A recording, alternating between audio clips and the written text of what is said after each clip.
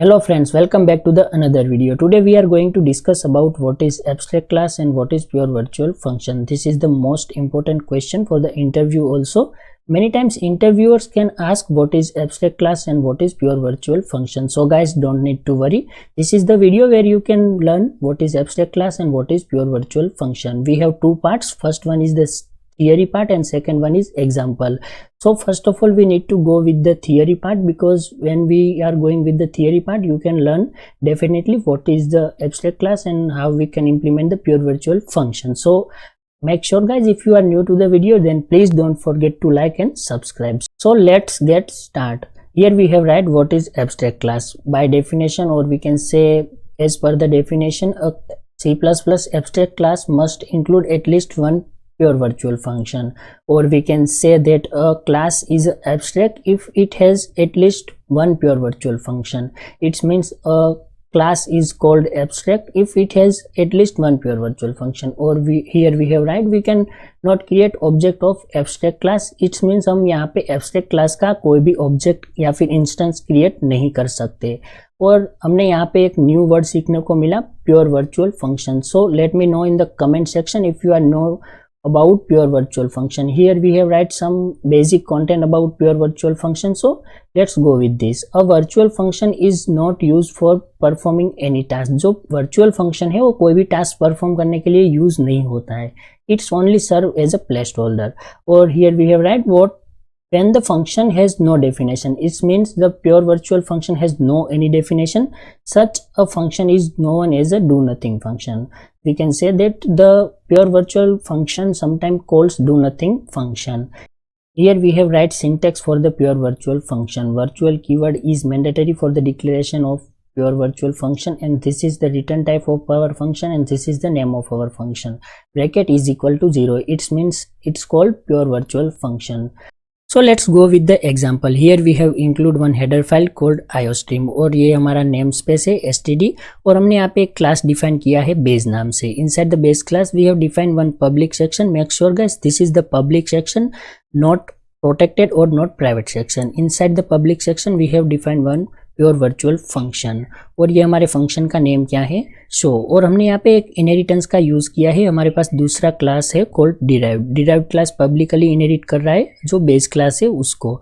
और inside the derive class we have defined one another public section. Inside the public section we have implement pure virtual function. हमने यहाँ पे जो function लिखा है void show, इसका मतलब हमने यहाँ पे ये जो प्योर वर्चुअल फंक्शन था उसको इम्प्लीमेंट किया है. फ्रेंड्स हमें पता ही है कि we can not create object of abstract class. So हम यहाँ पे क्या करेंगे कि जो हमारे पास बेस क्लास है वो एक एब्स्ट्रैक्ट क्लास है. क्यों? क्योंकि इसके पास एक प्योर वर्चुअल फंक्शन है. हम क्या करेंगे कि इसका एक ऑब्जेक्ट बनाएंगे. हम यहाँ पे लिखते हैं बेस ओबीजे, और इसका हमने यहाँ पे एक ऑब्जेक्ट बना दिया, और हम यहाँ पे करेंगे obj.show फंक्शन को हम कॉल कर देंगे. क्या हमें एरर मिल रहा है कि नहीं वो हम देखने वाले हैं. तो इसको हम यहाँ पे रन करके देखते हैं. तो यहाँ पे देखो हमें एरर मिल रहा है, can not declare variable obj to be abstract type. हम यहाँ पे ये जो क्लास है वो हमारा एब्स्ट्रैक्ट है, उसका हम वेरिएबल या फिर कोई इंस्टेंस जो है वो नहीं क्रिएट कर सकते.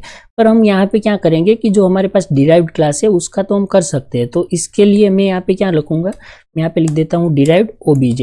डिराइव्ड क्लास का एक ऑब्जेक्ट बनाऊंगा और यहाँ पे obj.show फंक्शन को कॉल कर दूंगा. तो अब ये प्रोग्राम हमारा वर्क करना चाहिए. यहाँ पे देखो हमें इसका आउटपुट मिल रहा है आई एम डिराइव्ड क्लास. जो शो फंक्शन हमारे पास था उसको हम कॉल कर पा रहे हैं.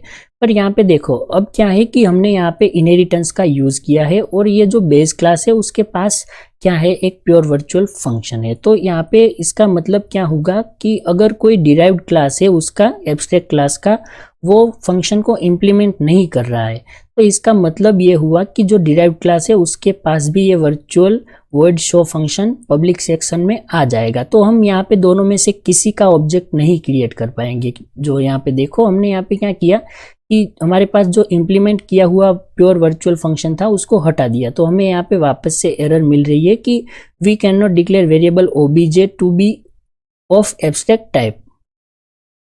पर यहाँ पे हम इसको रहने देते हैं.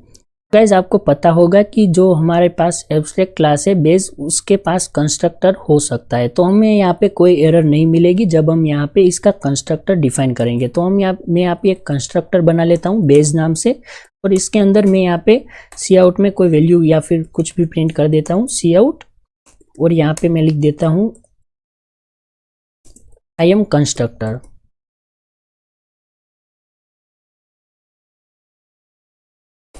और यहाँ पे इसको हम रन करके देख लेते हैं कि इसका आउटपुट हमें मिल रहा है या फिर नहीं।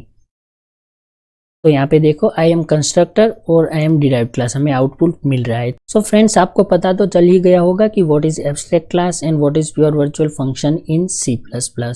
और हाँ गाइस आपको पता है कि what is the main difference between pure virtual function and virtual function. So let me know in the comment section, और वो भी बता देना कि आगे आपको किस टॉपिक पे वीडियो चाहिए।